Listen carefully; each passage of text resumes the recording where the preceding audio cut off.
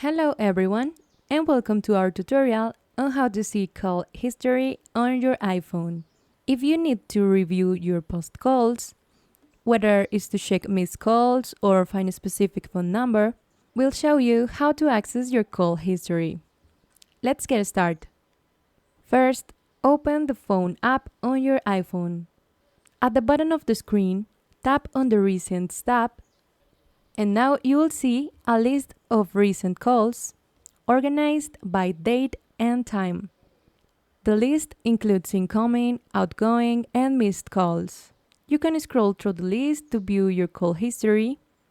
Each entry displays the caller's name or phone number, the call duration, and the call type.